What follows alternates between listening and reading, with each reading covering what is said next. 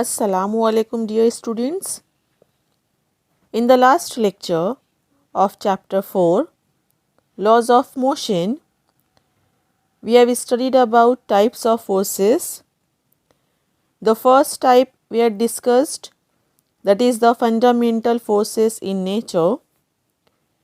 As all the forces in nature are classified into 4 interactions that are termed as fundamental forces.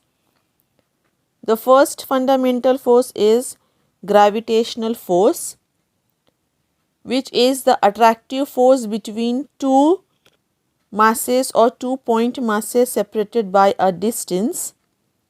The magnitude of gravitational force between point masses m1 and m2 separated by a distance r is given by Newton's law of gravitation by using the formula F is equal to g m1 m2 upon r square, which we are getting by using the Newton's law of gravitation, which is states that every particle of matter attracts every other particle with a force whose magnitude is directly proportional to the product of their masses and inversely proportional to the square of the distance between them and is independent of the medium. And this force is directed along line joining the centers of the two particles. And hence by using this Newton's law of gravitation, we come to know the formula F is equal to g m1 m2 upon r square, where g is called as the universal gravitational constant. The value of g is 6.67 into 10 raised to minus 11 Newton meter square per kilogram square. As this force is always attractive and applicable for microscopic and macroscopic bodies, its range is unlimited and it is very weak force as compared to other real forces. It obeys inverse square law of distance and it does not depend on intervening medium.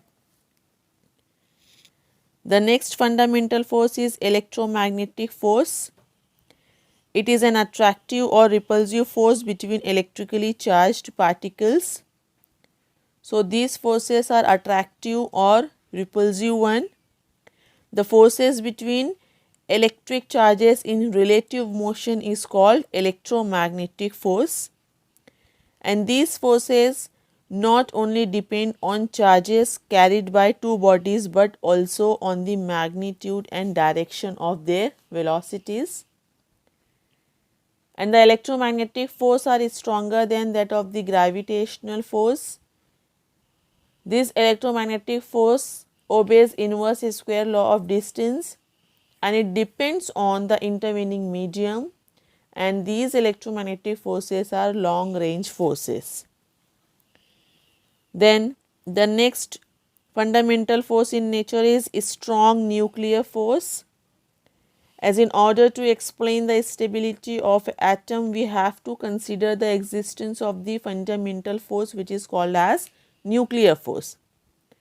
The force of a strong interaction which binds protons and neutrons in the nucleus of an atom is called strong nuclear force, and the force of weak interaction which results in the decay of many unstable nuclei is called weak nuclear force. As protons repel each other as per Coulomb's law of charges, to overcome this repulsive force between the protons and to bind both protons and neutrons into a very small nuclear volume, there should be a very strong attractive nuclear force between the neutrons and protons. And the new kind of this force between two nucleons hold the protons and neutrons inside the nucleus and makes the atom stable is called as the strong nuclear force. As this strong nuclear force is attractive and short range force about 10 raised to minus 14 meter, and it is the strongest force in nature. It do not obey inverse square law of distance. Nuclear force are charge independent. The force between proton and proton, neutron and neutron, and proton and neutron have same magnitude, that is not affected by nature of charge. Then next we had studied about the fourth fundamental force in nature, which is the weak nuclear force. As this force is interaction between the subatomic particles that is responsible for the radioactive decay of atoms, in particular beta emission. The weak nuclear force is not as weak the gravitational force but much weaker than the strong nuclear and electromagnetic forces. The range of the weak nuclear force is about of the order of 10 raised to minus 16 meter, as it is to be considered as the short range force of the order of the size of the nucleus there. In fusion or fission, a nuclear force plays very important role to produce nuclear energy. So the first fundamental forces in nature we had discussed. Now let's proceed the chapter. The next type of force is real and pseudo forces. A force which is produced due to the interaction between the objects is called real force. Now the real force has a specific source and origin external to the body experiencing that force, and it can be explained on the basis of the fundamental interactions like gravitational, nuclear or electromagnetic force. We have already defined the real forces to be those which obey Newton's laws of motion and are one of the four fundamental forces. The fundamental forces we have discussed, that is the gravitational force, electromagnetic force, strong nuclear force and weak nuclear force. These are the real forces. All these forces or the fundamental forces have the actual interaction between the objects. That's why it is said to be a real force. The examples of the real force we can give: the earth revolves around the sun in circular path due to the gravitational force of attraction between the sun and the earth. The next example is a relative motion between the two solid surfaces in contact give rise to a force of friction. Next example we can give: binding of protons and neutrons in the nucleus of an atom is due to the nuclear force. So these are some basic examples of the real forces. Now let's see about the pseudo force. It is very common observation that when we are traveling in a bus and if the bus suddenly stops, we feel a push in forward direction. Now this force we cannot attribute to any external source. That means by means of any external force acting on a body, the body is not pushing in the forward direction. As the bus suddenly stops, we feel a push in a forward direction, and this we cannot explain by using the phenomenon of Newton's laws of motion, because according to Newton's laws of motion, external force can change the motion of a body. However, the push that we experience when the bus stops suddenly is due to our own inertia.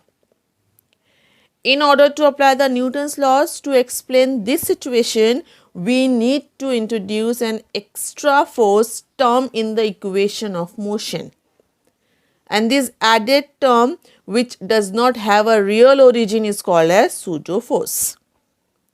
Similarly, we observe that when the bus is at rest position and suddenly it starts moving, we feel a jerk in the backward direction, and this backward direction is observed due to our own inertia.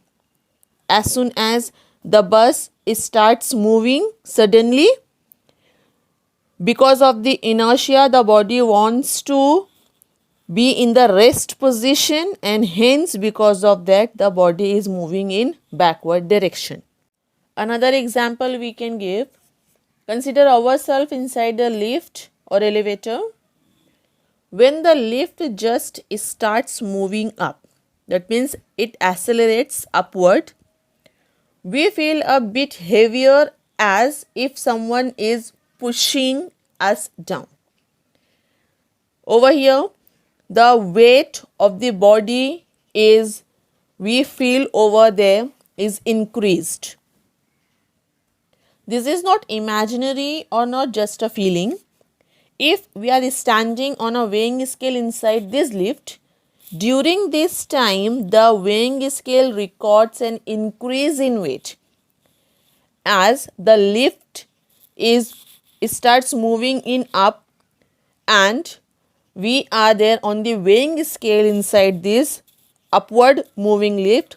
So there we observe that the body weight is to be increased there. During traveling with uniform upward velocity, no such change is recorded. While stopping at some upper floor, the lift undergoes downward acceleration for decreasing the upward velocity. And in this case, the weighing scale records loss in weight, and we also feel lighter. So these extra upward or downward forces are measurable. That means it can be measured, they are not imaginary. As well as it is not accountable as per the Newton's laws in the inertial frame and not among any of the four fundamental forces. Similarly, when we are inside a bus, such forces are experienced when the bus starts to move, that is the forward acceleration. When the bus is about to stop, backward acceleration, or takes a turn, that is the centripetal acceleration acting on a body. In all these cases, we are inside an accelerated system, which is our frame of reference. If a force measuring device is suitably used, like the weighing scale recording the change in weight, these forces can be recorded and will be found to be always opposite to that acceleration of your frame of reference. They are also exactly equal to minus ma, where m is our mass and a is the acceleration of the system, that is of the frame of reference. So the forces that we have discussed in this illustration do not satisfy this description and cannot be called as the real force. Hence these forces are called as pseudo forces. So the pseudo in this case does not mean imaginary because they are measurable with instruments, but just means non-real. The pseudo forces, we cannot say it is imaginary force, we have to say that it is not real force or non-real force. And these forces are measured to be minus ma. Hence, a term minus ma is added to the resultant force enable us to apply Newton's laws of motion to the non-inertial frame of reference of the acceleration A there, where the negative sign refers to their direction, which is opposite to that of the acceleration of the frame of reference. That means the negative sign we are talking about in minus ma, it indicates that the body is moving in opposite direction of the acceleration of the frame of reference there. And as per the illustration of the lift with downward acceleration A, the weight experienced will be given as W is equal to mg plus minus ma we have to introduce in this formula just to satisfy the Newton's laws of motion. As per the Newton's laws of motion, we are getting the mathematical formula for the force, that is F is equal to ma.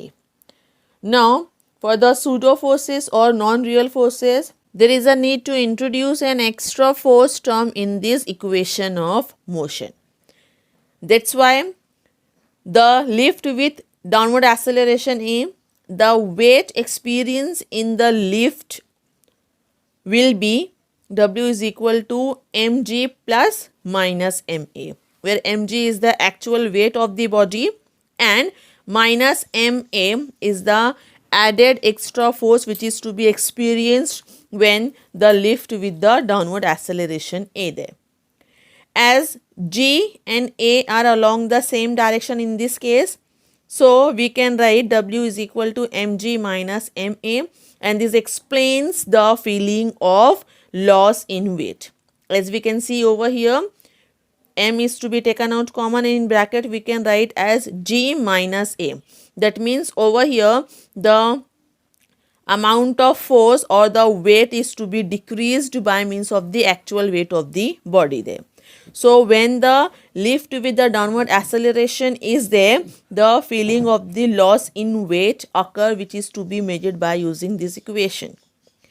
And during the upward acceleration, here we are naming it as A1, we have the weight of the body, in this case mg, plus the extra force is to be added over here with plus ma1.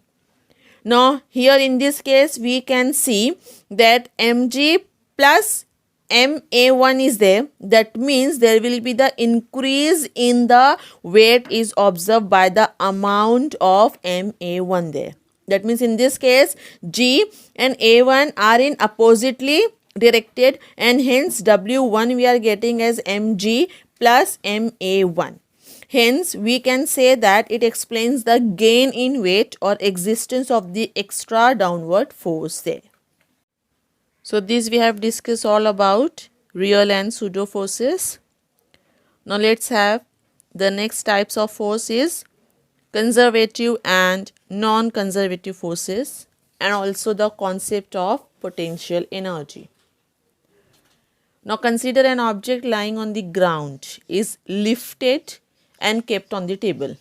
Simply what we are doing, any object which lies on the ground, we are lifting that object and we are keeping it on a table. And here we are neglecting the air resistance. So the amount of work done is the work done against the gravitational force we have done over here, and it is independent of the actual path chosen there. We are not considering by using which path the object is keeping on the table. When we are keeping the object from the ground on the table, here we are doing the work against the gravitational force and we are neglecting the air resistance. Similarly, while keeping the same object back on the ground from the table, so here we can say that the work is done by the gravitational force. In the first case, when the object which is lying on the ground and is to be lifted and kept on the table, here the work is to be done against the gravitational force. But when the same object we are keeping from the table to the ground, so in this case the work done is to be by the gravitational force. Now in either case the amount of work done is the same and it is independent of the actual path chosen. Okay. Only the difference we are observed over here, while keeping on the table from the ground, neglecting the air resistance, we have done the work against the gravitational force, and when the same object is keeping from table to the ground, we are doing the work towards the gravitational force, or we can say that the work done is to be there by the gravitational force, and in both the cases the actual path is independent over here and the same amount of work is said to be done there. So the work done by the force F, for example, in moving the object through a distance Here we are considering the distance dx. We can express it mathematically as the work done is nothing but the force into displacement. So the amount of work done we are representing by dw, and the amount of force which is to be there in moving the object through a distance dx, it is mathematically represented as dw is equal to f dot dx. So this small amount of work done we are representing as dw, which is equal to product of force and displacement. So here it is to be written as dw is equal to f dot dx. This dw is nothing but the work done by the force F in moving the object through a distance dx. And now this amount of work done we are representing as minus du, or we can say that as dw is equal to minus du. So we can write du is equal to minus f dot dx, as dw is equal to f dot dx and dw is equal to minus du. So we can write here it as minus du is equal to f dot dx, and finally we can write du is equal to minus f dot dx. If the work done by or against a force is independent of the actual path, the force is said to be a conservative force. Here minus sign represents the work done by the gravitational force or against the gravitational force which is independent of the actual path. And because of this, the force is said to be a conservative force. As during the work done by a conservative force, the mechanical energy, that is the sum of kinetic and potential energy, is conserved. In fact, we define the concept of potential at a point or the potential energy with the help of the conservative forces only. The work done by or against conservative force reflects an equal amount of change in the potential energy there. And the corresponding work done is used in changing the position or achieving the new position in the gravitational field. As over here, when we are keeping the object on the table from the ground, okay, as well as when the same object is keeping on the ground from the table. So here we are doing the work done which is to be used to change the position and hence also achieving the new position in the gravitational field there. Hence, the potential energy is often referred to as the energy possessed on account of the position there. So, in this illustration, the work done is reflected as increase in the gravitational potential energy when the displacement is against the gravitational force. The work done over here is reflected as increase in the gravitational potential energy when the displacement is against the gravitational force, and the same amount of potential energy is decreased when the displacement is in the direction of force there. In either case, it is independent of the actual path, but it depends only upon the initial and final positions there. What is the initial position and what is the final position during the displacement when the work is said to be done? So, here it is independent of the path but depends on the initial and final position there. And this change in the potential energy takes place in such a way that the mechanical energy is conserved. So, here as we had discussed, the increase in the potential energy, that is du is equal to minus f dot dx, or we can say that u is equal to minus integration f dot dx. where the integration we have taken for the entire displacement of the object from its initial to the final position. And for that entire displacement with respect to its initial and final position, the force that is to be acting on a body and the potential energy will be given as the total potential energy there. So, here the potential energy du, which is minus f dot dx, or when the total potential energy we are talking about, so here we have to take the integration there, and hence it is to be written as u is equal to minus integration f dot dx, where f is said to be the conservative force.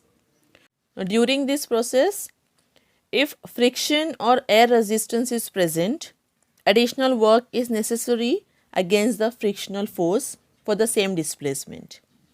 And this work is strictly path dependent and not recoverable. Such forces like friction, air drag, etc. are called non-conservative force, because over there we have to consider the path from which it is to be taken there. And because of this, such forces are said to be the non-conservative force there. The work done against these forces appears as heat, sound, light, etc. there. The work done against non-conservative forces is not recoverable if even the path is exactly reverse. And the results of the non-conservation of the forces appears as heat, sound and light, etc. there. So here we have studied real and pseudo forces as well as conservative and non-conservative forces and discussed the concept of potential energy. The chapter will be continued next time in the next lecture. Thank you.